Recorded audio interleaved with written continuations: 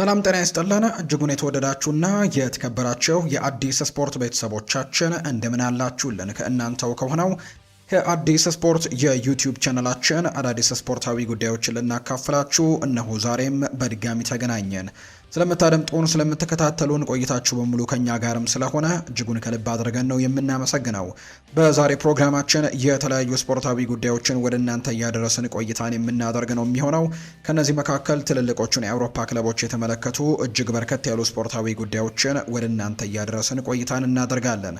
እናንተም ሀሳብ አስተያየቶቻችሁን ኮሜንት ቦክስ ላይ እያጋራችሁን ከኛ ጋር ቆይታን እንድታደርጉ የአክብሮት ግብዣዬን አቀርባለሁ።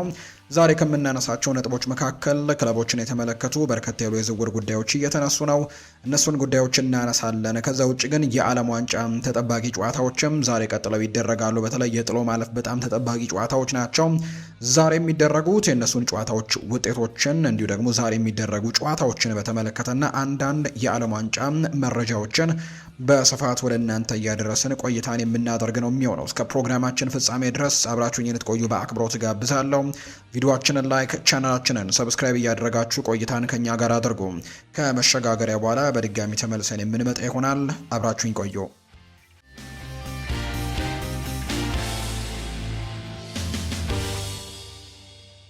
የዓለም ዋንጫ መረጃዎችን በማስቀደም ነው የዛሬ ፕሮግራማችንን የምንጀምረው። የዓለም ዋንጫ የ16ቱ የጥሎ ማለፍ ጨዋታዎች ዛሬም ቀጥለው ይደረጋሉ። ዛሬ በሁለት ጨዋታዎቹ ቀጥለው የሚደረግ ይሆናል። በጣም ተጠባቂ ጨዋታዎች በጥሎ ማለፉ የ16ኛው ዙር አሁንም እየተደረጉ እንዳለ ይታወቃል። ትናንትና ብራዚል ከውድድሩ ውጪ መሆኗን አረጋግጣለች። ከአዘጋጆቹ ሀገር መካከል አንዷ የሆነችው ሜክሲኮ እንዲሁም እንግሊዝ ብሔራዊ ቡድን ተሸንፋ ከውድድሩ ውጪ መሆኗን እናስታውሳለን። እንግዲህ ከአዘጋጆቹ ሶስት ሀገራት መካከል ሁለቱ ከውድድሩ ውጪ መሆናቸው ተረጋግጧል። ካናዳ እንዲሁ በሞሮኮ ብሔራዊ ቡድን ተሰናብቶ ነበር።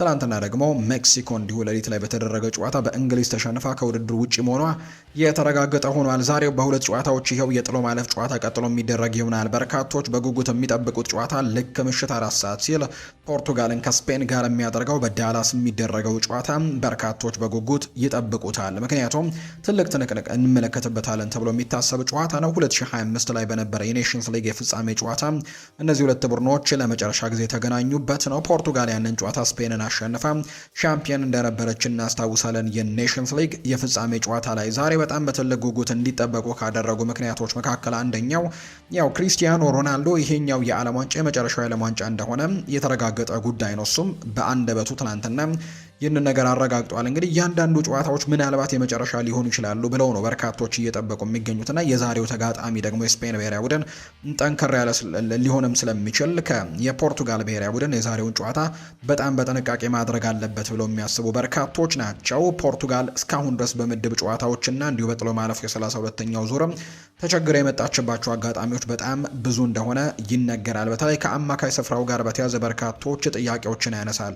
በቂ የኳስ አቅርቦቶችን ለአጥቂ ክፍሉ እያቀረበ አይደለም በሚልም ይታማል። ይሄ የአማካይ ስፍራና በዛሬው ጨዋታ ምን አይነት ነገሮችን ማሳየት ይችላል? በርካቶች ይጠብቁታል። የስፔን ብሔራዊ ቡድንም እንዲሁ በአማካይ ስፍራው ላይ በጣም ጥሩ የሚባሉ ተጫዋቾች ያሉበት ስብስብ ስለሆነ ዛሬ በአማካይ ስፍራ ላይ የሚኖረው ትንቅንቅ ለዚህ ጨዋታ በጣም ወሳኝ ይሆናል ተብሎ ይጠበቃል። የነ ፔድሪ እንዲሁ ደግሞ ሮድሪን ጨምሮ የነ ፋቢያን ሩይዝን የያዘው የአማካይ ስፍራ ከዛ ውጪ የነ ቪቲኒያ፣ ብሩኖ ሚጌል ፈርናንዴዝና ዣኦ ኔቬስን በሚይዘው የፖርቱጋል የአማካይ ስፍራ ጋር የሚኖረው ትንቅንቅ በርካቶች በጉጉት ይጠብቁታል። ፖርቱጋል በክሪስቲያኖ ሮናልዶ ዛሬስ ምን ታገኛለች የሚለው በርካቶች ይጠብቁታል። እነሱ ይህንን በተመለከተ እንግዲህ ዛሬ ጨዋታው ምሽት 4 ሰዓት ላይ ይደረጋል ተብሎ ይታሰባል። ሌላኛው ትልቁ ትንቅንቅ ይሆናል ብለን የምንጠብቀው ላሚን ያማልን ከኑኖ ሜንዴሽ ጋር የሚያደርጉት ትልቅ ትንቅንቀው በክለብ እግር ኳስ እነዚህ ተጫዋቾች በተደጋጋሚ ጊዜ ሲገናኙ እናስታውሳለን እና ዛሬ ደግሞ ሀገራዊ ወይም በብሔራዊ ቡድኖቻቸው ምን አይነት ለውጦችን ማሳየት ይችላሉ? በርካቶች በጉጉት የሚጠብቁት ጨዋታ ይሆናል። ከዚህ ጨዋታ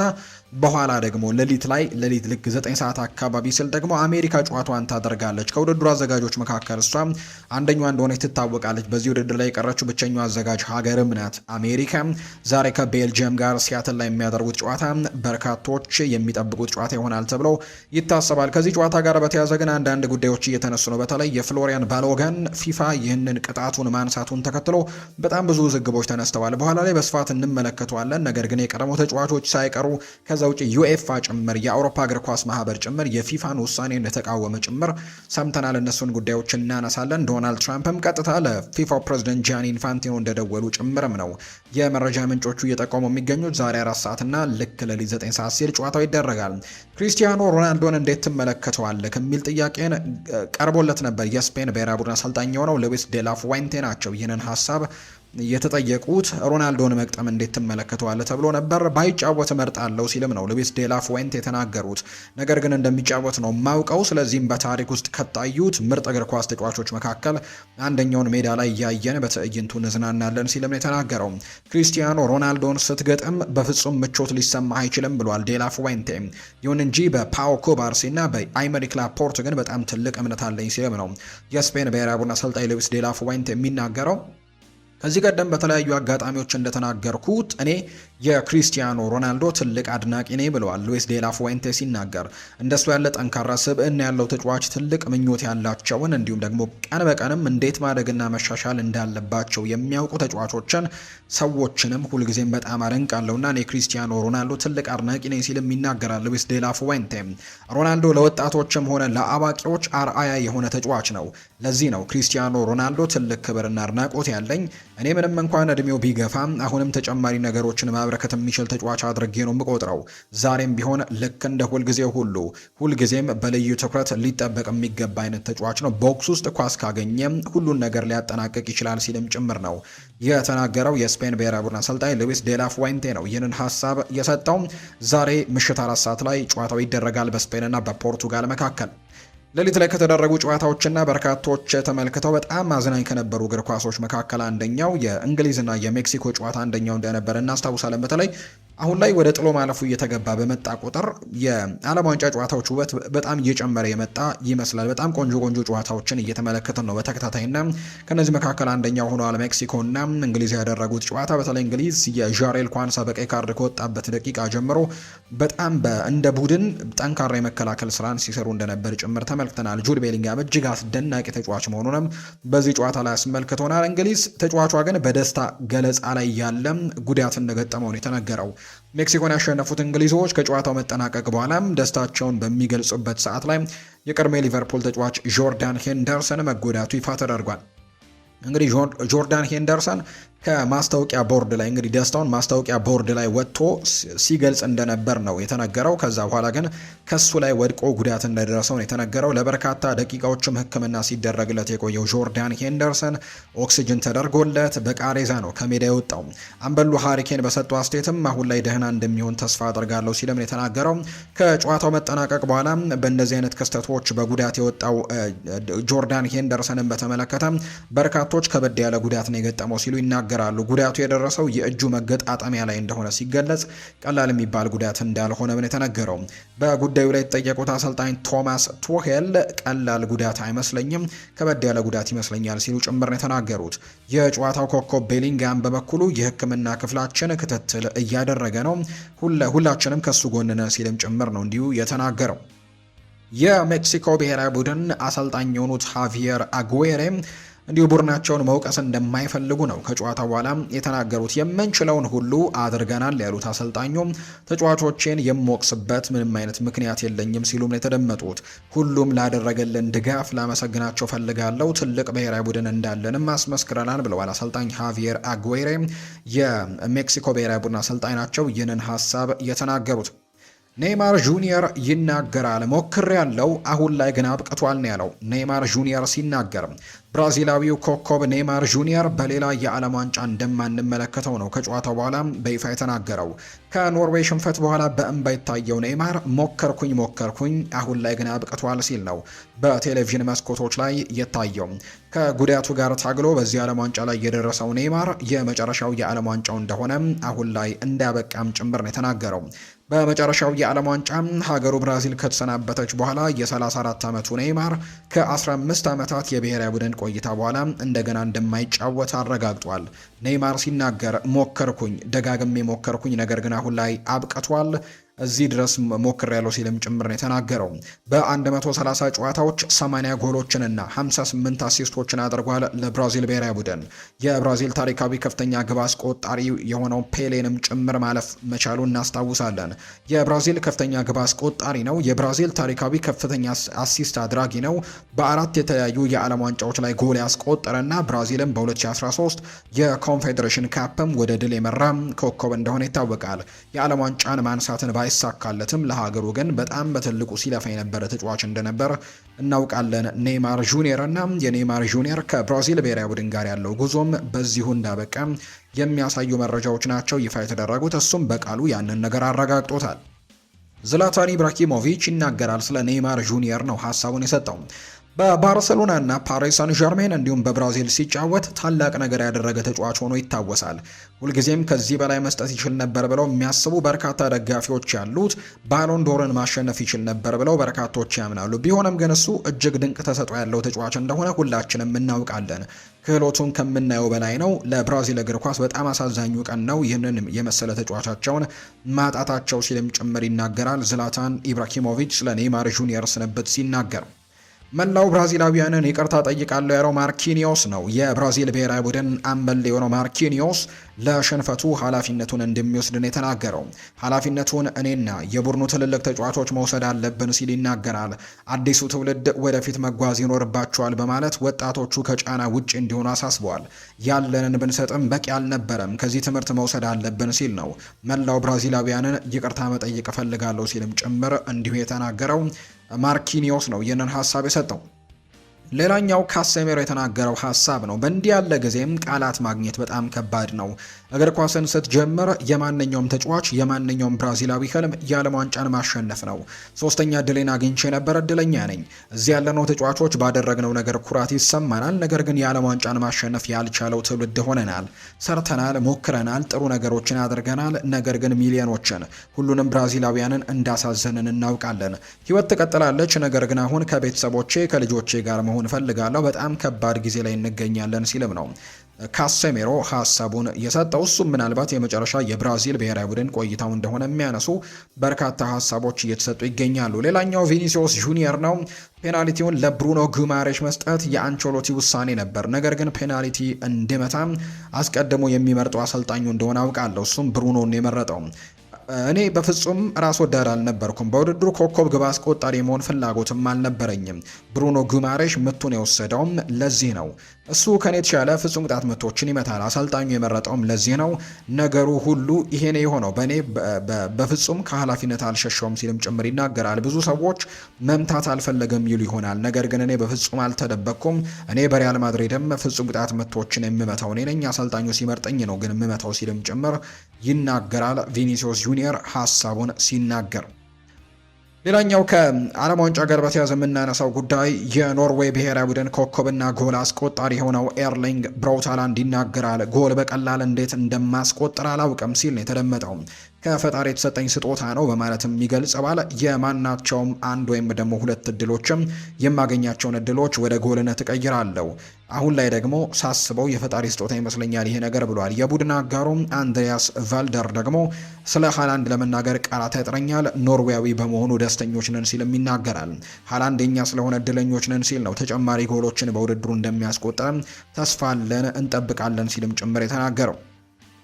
ሌላኛው በርካቶችን እያነጋገረ የሚገኘው የፍሎሪያን ባሎገንና የፊፋ ውሳኔ እንደሆነ ይታወቃል። ፍሎሪያን ባሎገን በጥሎ ማለፉ የ32ኛው ዙር ጨዋታ በነበረበት ወቅት ላይ በቀይ ካርድ መውጣቱን እናስታውሳለን እና በዛ ጨዋታ ላይ በቀጣይ ቀይ ካርድ መውጣቱን ተከትሎ ምናልባት የአንድ ጨዋታ ቅጣት እንደሚጣልበት የተረጋገጠ ጉዳይ ነበር። ነገር ግን ያ ነገር አልተደረገም። በፊፋ ቅጣቱ ተነስቶለታል። የአሜሪካ የፊት መስመር አጥቂ የሆነው ፍሎሪያን ባሎገን የቀይ ካርድ መነሳትን ተከትሎ በርካቶች ፊፋ ላይ ትችታቸውን እየሰነዘሩ እንደሚገኝ ነው የተገለጸው። የተጋጣሚዋ ቤልጅየም ዋና አሰልጣኝ የሆኑት ሩዲ ጋርሲያ ዛሬ ነው ቤልጅየም እና አሜሪካ ጨዋታቸውን የሚያደርጉትና የአሜሪካ ብሔራዊ ቡድን ተጫዋች ነው ባሎገን ባሎገን የቤልጅየም አሰልጣኝ የሆኑት ሩዲ ጋርሲያ ሲናገሩ ግን ነሐሴ 5 በአሜሪካ ኤፕሪል ደ ፉል መሆኑ የሚከበርበት ቀን መሆኑን በጭራሽ አላውቅም ነበር ሲልም የተናገረው አሰልጣኝ ሩዲ ጋርሲያ ያክለውም በዓለም ዋንጫው ታሪክ ይህ መፈጠር አልነበረበትም ብለዋል። ቤልጅየም እግር ኳስ ፌዴሬሽን መግለጫ ማውጣቱ የሚታወስ ሲሆን ሁነቱን አስደንጋጭ ሲልም ነው የገለጸው። የአሜሪካው አሰልጣኝ ማውሪዚዮ ፖቼቲኖ በበኩላቸው የቀይ ካርዱ ፍትሐዊ አልነበረም፣ 99 በመቶ ሁሉም ሰው ይህንን መመስከር አለበት ሲልም ነው ማውሪዚዮ ፖቼቲኖ የተናገሩት። የሁለቱ ብሔራዊ ቡድኖች መርሃ ግብር ዛሬ ከሌሊቱ 9 ሰዓት ላይ እንደሚደረግ ነው ይፋ የተደረገው። ፍሎሪያን ባሎገንም በጨዋታው ይመለሳል ተብሎ ይጠበቃል። ዶናልድ ትራምፕም ለጂያኒ ኢንፋንቲኖ ስልክ እንደደወሉ የሚያሳዩ መረጃዎች ይፋ ተደርገዋል። የአሜሪካው ፕሬዝዳንት ዶናልድ ትራምፕ ለፊፋው ፕሬዝዳንት ጂያኒ ኢንፋንቲኖ ደውለውላቸው ነበር። የፕሬዝዳንቱ የስልክ ጥሪ አሜሪካ ከቦስኒያ ጋር ባደረገችው ጨዋታ መጠናቀቅ በኋላ መሆኑን የተነገረው ዶናልድ ትራምፕ በስልክ ጂያኒ ኢንፋንቲኖ የፍሎሪያን ባሎገንን ቀይ ካርድ በድጋሚ እንዲመለከቱት መጠየቃቸውን የተገለጸው ፊፋ ከቀናት በኋላ ቀይ ካርድ ውሳኔውን ማንሳቱ የሚታወስ ነው። እንደዚህ አይነት ውሳኔ ሲከሰትም ከ1962 በኋላ ለመጀመሪያ ጊዜ እንደሆነ ይፋ ተደርጓል። የርገን ክሎፕ ግን ይህንን ነገር ተቃውሞታል። የቀድሞው የሊቨርፑል የቦሩሲያ ዶርትመንድ አሰልጣኝ ጀርመናዊው አሰልጣኝ የርገን ክሎፕ ሲናገሩ እነዚህ ሁለት ሰዎች የእግር ኳስ ሀሳብ የላቸውም ነው ያሉት። ጀርመናዊው አሰልጣኝ የርገን ክሎፕ ፕሬዚደንት ዶናልድ ትራምፕ ለጂያኒ ኢንፋንቲኖ መደወላቸው ትክክል አይደለም ብለዋል። የርገን ክሎፕ ሲናገር ይሄ በእርግጥም ከተደረገም በጣም ትክክል ያልሆነ ውሳኔ ያሉት ሲሆን እግር ኳስ የእኛ እንጂ እነሱ አይደለም ሲሉ ይናገራሉ። አክለውም እነዚህ ሁለት ሰዎች ስለ እግር ኳስ ሀሳብ የላቸውም፣ እዚህ ውስጥም ደግሞ መሳተፍ የለባቸውም ሲሉ ይደመጣሉ። ስለ ቀይ ካርድ ውሳኔው ያነሱት የርገን ክሎፕ ግልጽ ቀይ ካርድ ነው፣ በዚህ ምንም ጥርጥር የለኝም ሲሉ ጭምር ነው የርገን ክሎፕ የተናገሩት። ሌላኛው ከዚሁ ከውሳኔው ጋር በተያዘ ከዚህ ከቀይ ካርድ ውሳኔ ጋር በተያዘ እንዲሁ ዝላታን ኢብራሂሞቪችም አንድ ሀሳቡን ሰጥቷል። ስለ ውሳኔው ብዙ ከተናገርኩኝ ሻንጤን ይዤ ልመለስ እችላለሁ ብለዋል። ኢብራሂሞቪች በዚህ ጉዳይ ላይ ሰፊ ጠለቅ ያሉ ነገሮችን መናገር እንደማይፈልግ ሲናገር፣ በአሜሪካን ፎክስ ቲቪ ተንታኝነት እየሰራ የሚገኘው ዝላታን ኢብራሂሞቪች ስለ ፍሎሪያን ባሎገን ውሳኔ ሲናገር ብዙ አልናገርም ሲል የተደመጠው እላፊ መናገር አልችልም ያለው ዝላታን ኢብራሂሞቪች ከተናገርኩኝ ግን ምናልባት ሻንጣይን ይዤ ልመለስ እችላለሁ ሲልም ይገልጻል። ውሳኔው ግን መረዳት አልቻልኩም ያለ ሲሆን በብዙ አቅጣጫ አየሁት፣ ለምን እንደተሻረ ግን ልረዳው አልቻልኩም ብሏል። በውድድሩ ጥሩ እግር ኳስ ቢታይም ቀጥለው የሚገኙት የዳኝነት ውሳኔዎች መነጋገሪያ ናቸው ሲልም ጭምር እንዲሁ ይናገራል። የአውሮፓ እግር ኳስ ማህበርም ፊፋ የፍሎሪያን ባሎገንን ቀይ ካርድ ማንሳት ወይም የሻረበት ውሳኔን ተቃውሞታል። ዩኤፋ ውሳኔውን በመቃወም ባወጣው መግለጫ ድርጊቱ ሁሉንም ቀይ መስመሮች የተሻገረ ነው ሲል ይናገራል። እግር ኳስን የሚመራው በደንብ ነው ያለው ዩኤፋ ቀይ ካርድ ግዴታ እንጂ ፍላጎት አይደለም፣ ፍትሐዊነቱ መጠበቅ አለበት ሲልም ያሳሰበው። አክሎም የሚመለከታቸው ኃላፊዎች ደንቡን ተግባራዊ ማድረግ ካልቻሉ ጨዋታው ታማኝነቱን ያጣል ብሏል። ዩኤፋ ይሄ ታይቶ የማይታወቅ ለመረዳት የሚያዳግትና ኢፍትሐዊ ውሳኔ መሆኑ አስደንግጦኛል ሲልም ነው ዩኤፋ ሀሳቡን የተናገረው። እንግሊዝ በሜክሲኮን 3-2 በማሸነፍ ወደ ሩብ ፍጻሜው ብታልፈም ዋና አሰልጣኙ ቶማስ ቱሄል ግን በዕለቱ የዳኝነት ውሳኔዎች ላይ ጠንካራ ትችቶችን ሰንዝረዋል። በአስቴካ ስቴዲየም በተካሄደው ጨዋታ የተሰጠው አወዛጋቢ የፍጹም ቅጣት ምትና አንድ ተጫዋች በቀይ ካርድ ከሜዳ መውጣቱ ለአሰልጣኙ ቅሬታን ፈጥሮባቸዋል። በተለይም በቪዲዮ መልሶ ምልከታ ወይም በቪኤአር ማለት ነው ክፍል ውስጥ 3 የደቡብ አሜሪካ ዳኞች መመደባቸውን የነቀፉት ቶማስ ቱሄል በእነርሱ ድጋፍ የተሰጠው የፍጹም ቅጣት ምት ግልጽ ስህተት ነበር ሲሉ የተናገሩት። ሆኖም ግን የ2010 የዓለም ዋንጫ ፍጻሜ ረዳት ዳኛ የነበሩት ዳረን ካን እናም የቀድሞው የእንግሊዝ ግብ ጠባቂ ጆ ሃርት የቱሄልን ትችቶች ውድቅ አድርገውታል። ሁለቱም ባለሙያዎች በሰጡት ሀሳብ ሁለቱም የፍጹም ቅጣት ምቶችና ቀይ ካርዱ አወዛጋቢ ቢሆኑም በሕጉ መሰረት ትክክለኛ ውሳኔዎች እንደነበሩ ግን ይገልጻል። በተጨማሪም ቶማስ ቱሄል ቡድናቸው ድል ካስመዘገበ በኋላ ዳኞች በዚህ መልኩ መተቸት አልነበረባቸውም ሲሉ ነው አስተያየታቸውን እየሰጡ የሚገኙት ሁለቱ ባለሙያዎች። የቀድሞ ዳኛና የቀድሞ የማንቸስተር ሲቲና የእንግሊዝም ግብ ጠባቂ እንደነበር የሚታወሰው ጆ ሃርት ሀሳባቸውን ሲናገሩ ክለቦችን የተመለከቱ ስፖርታዊ ጉዳዮችን ደግሞ ወደ እናንተ እናደርስ። አርሰናልን የተመለከተ መረጃን እናንሳ። ማርቲን ኦዴጋርድ ከዝውውር ጉዳዮች ጋር ሰሞኑን በትልቁ ሲነሳ እንደነበር እናስታውሳለን። በተለይ ከክለቡ ጋር ሊለያይ ይችላል የሚሉ ዘገባዎች በትልቁ ሲወጡ ነበር። አንዳንድ ክለቦችም እንዲሁ በስም ተጠቅሰው ማርቲን ኦዴጋርድ እነዚህ ክለቦች ሊያስፈርሙት ይፈልጋሉ የሚሉ አይነት ሀሳቦችን በትልቁ ስንሰማ ነበር። ነገር ግን ማርቲን ኦዴጋርድ በዚህ ጉዳይ ላይ ምላሹን ሰጥቷል። እኔ የአርሰናል ተጫዋች ነኝ። እስካሁን በእኔና በክለቤ መካከልም የተፈጠረ ነገር በጭራሽ የለም። ስለዚህ ሙሉ ትኩረቴ በዚህ ታላቅ ክለብ ላይ ብቻ ይሆናል ሲልም ይናገራል። በእርግጥ እዚህ ታላቅ ክለብ ውስጥ ለረጅም ዓመታት መቆየት ነው የምፈልገው። ይሄ ክለብ ለእኔ ሁሉ ነገሬ ነው። አርሰናል ብዙ ነገር ሰጥቶኛል። እናም ደግሞ በዚህ በቆየባቸው ዓመታትም በህይወቴ ብዙ ልምድና መልካም ነገሮችን አግኝቻለሁ። ስላገኘሁት ሁሉም ነገር ክለቡን አመሰግናለሁ። ነገር ግን በእግር ኳስ ሁኔታዎች ሊለወጡ ይችላሉ። እነዚህ ሁኔታዎች ሲፈጠሩ ማክበርና ሙያዊ በሆነ መንገድም ሁሉንም መፍትሄዎችን መፈለግ ይቻላል ሲልም ነው ማርቲን ኦዴጋርድ የተናገረው። በተለይ በዚህ የውድድር ዓመት በርከት ያሉ ጉዳቶች ስለገጠሙት ለአርሰናል ያን ያክል ትልቅ የሚባል ግልጋሎቶችን እንደ ከዚህ ቀደሙ ሲሰጥ አልተመለከት ነው። እርግጥ ነው በሚኖርባቸው ጨዋታዎች ላይ ለአርሰናል ምን ያክል ወሳኝና አስፈላጊ ተጫዋች እንደሆነ በተደጋጋሚ አሳይቶናል። ነገር ግን በጣም ደግሞ በጉዳት ምክንያት ረጅም ደቂቃዎች ያልተሰለፈበት የውድድር ዓመት እንደነበር እናስታውሳለን። ከጉዳት ጋር ሲታገል የነበረበት የውድድር ዓመት ነውና በቀጣይ የውድድር ዓመት በተመለከተ የአርሰናል የበላይ አመራሮች ምናልባት ይህንን ተጫዋች ጥሩ ገንዘቦችን ካገኙ ሊሸጡ ዝግጁ እንደሆኑ የሚያሳዩ መረጃዎች ሲወጡ እንደነበር ነው የተመለከት ነው። ጋብሪኤል ማርቲኔሊ ከእንግሊዝ ፕሪምየር ሊግ ውጪ ካሉ ክለቦች የዝውውር ጥያቄም ደርሰውታል። ተጫዋቹ በቅርቡ ሁሉንም ውሳኔውን እንደሚያሳውቅ ነው የብራዚል የመረጃ ምንጭ ግሎቦ የተባለ የመረጃ ምንጭ ይፋ እያደረገ የሚገኘው። በአርሰናል እና በጀርመኑ ክለብ ሃምበርግ መካከል በፋቢዮ ቪዬራ ጉዳይ ላይ የሚደረጉ ውይይቶች ተቀዛቅዘዋል። ድርድሮች አሁን ላይ ወደ መቋረጡ እንደደረሱ ነው የሚያሳዩት።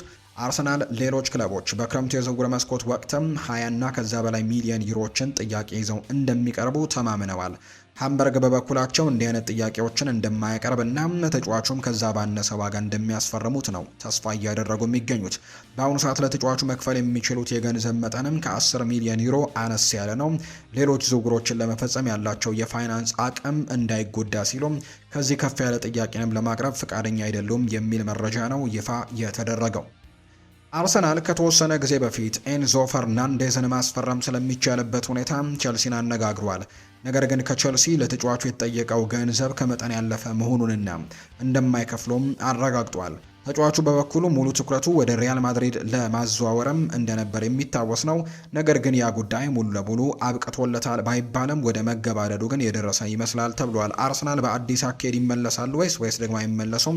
በቀጣይ የምንመለከተው ቢሆንም ሳይመን ፊሊፕስ እንደሚናገረው ከሆነ ግን አርሰናል እዚህ ተጫዋች ላይ ምልክቶችን አሳይቶ ነበር ወይም ለማስፈረም እንቅስቃሴዎችን አድርጎ ነበር የሚል አይነት ጥቆማን ነው እየሰጠ እንደሚገኝ የመረጃ ምንጩ ሳይመን ፊሊፕስ ይፋ ያደረገው። ኒውካስል የቼልሲውን አንድሬስ ሳንቶስን ለማስፈረም የሚደረገው ፉክክርን ተቀላቅሏል። ሳንድሮ ቶናሊ ወደ ቶተናም መዘዋወሩ እንዲሁም ብሩኖ ጉማሬሽ ደግሞ ከክለቡ ሊለቅ የሚችልበት እድል መኖሩን ተከትሎ ኒውካስል በመሃል ሜዳ ክፍሉ ላይ ማጠናከሪያዎችን ይፈልጋል እና በማንቸስተር ዩናይትድ በጥብቅ የሚፈልገው የቼልሲውን ተጫዋች አንድሬስ ሳንቶስን ለማስፈረም ፍላጎት እንዳላቸው የሚገልጹ መረጃዎች ናቸው ይፋ የተደረጉት። ማንቸስተር ዩናይትድን የተመለከተ መረጃን እናንሳ።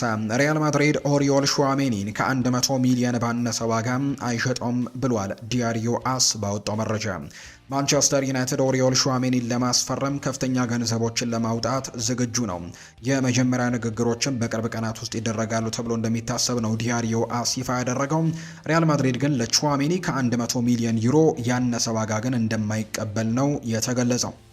ኤደርሰን አሁን ላይ በእንግሊዝ ከማንቸስተር ዩናይትድ ጋር አሁን ላይ ኮንትራት ለመፈራረም ወይም ደግሞ ለሁለተኛ የሕክምና ምርመራ እንደተዘጋጀ የሚያሳዩ ነገሮች አሉ። በተለይ ሰሞኑን ሲነሱ የነበሩ ጉዳዮች አሉ። የተጫዋች ኮንትራቱ እንዴት ነው እስካሁን ድረስ ያላለቀው? ማንቸስተር ዩናይትድስ እንዴት እስካሁን ይፋ አላደረገውም? የሚሉ መረጃዎች በትልቁ ሲወጡ እንደነበር እናስታውሳለን። ነገር ግን ሁለተኛ የሕክምና ምርመራውን ከማንቸስተር ዩናይትድ ጋር አለማድረጉ ነበር ያ ይፋ እንዳይሆን ያደረገው። አሁን ግን ብራዚል ከዓለም ዋንጫ ውጪ መሆኗን ተከትሎ የተጫዋች አሁን ያደርጋል የሕክምና ምርመራውን ተብሎ ይታሰባል። ሁለተኛውን ዙር ይህ ከ40 ቀናት በፊት ከአታላንታ ጋር ስምምነት ላይ የተደረሰበት ነገር ግን እስካሁን ያልፈረመው የ45 ሚሊዮን ዩሮ የዝውውር ጥቅልም ይፋ ለማድረግና ወደፊት ለመቀጠልም ወሳኝ እርምጃ እንደሆነ ጭምር ነው ፋብሪዚዮ ሮማኖ ይፋ ያደረገው።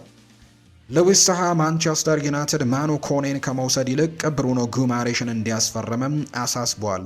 ማኑ ኮኔ እንደ አማራጭ እመለከተዋለሁ፣ ነገር ግን እውነቱን ለመናገር ትንሽ ልምድ ያለው ተጫዋች ቢገኝ ደስ ይለኛል ሲልም ነው ሉዊስ ሳሃም የሚናገረው። ትልቅ ብቃትና ጥራት አለው፣ ጥሩ ዝውውርም አይሆንም ማለት አይደለም። ነገር ግን እንደ ካሴሜሮ ባሉ ተጫዋቾች ምክንያት የሚፈጠረውን ትልቅ ክፍተት ለማሟላት ግን ይሄ ነው የምለው በካሴሜሮ ልምድ፣ በአመራር ብቃቱ፣ በሜዳ ላይ ያጫወቱና በማይክል ካሪክ ስርም ሲጫወት የተሰጠውን ሚና እንዴት ይረዳ እንደነበረ በማሰብ ነው። እሱን ለመተካት የሚመጣው ሰው ባለፈው ዓመት የወደድነውን ነገር መልመድ መቻል አለበት። በተመሳሳይ ደግሞ ቡድኑን የተሻለ ሚዛን ሊሰጥ የሚችል መሆን አለበት። ይህም ደግሞ በደንብ ልምድ እንደሚጠይቅ አስባለሁ ሲል ይናገራል። ምናልባትም ቀደም ሲል በፕሪሚየር ሊግ የተጫወተ ሰው ቢሆን ይመረጣል። ይሄ ተጫዋች ደግሞ አንደርሰን ደግሞ ቢሆን የተሻለ ይሆን እንደነበር፣ ኤሊዮት አንደርሰን ቢሆን የተሻለ ይሆን ነበር። ምናልባት ግን እንደ ጉማሬሽ ያለ ተጫዋች ግን የተሻለ ሊሆን ይችላል ብዬ ገምታለሁ ብሏል ሉዊስ ሳሃ።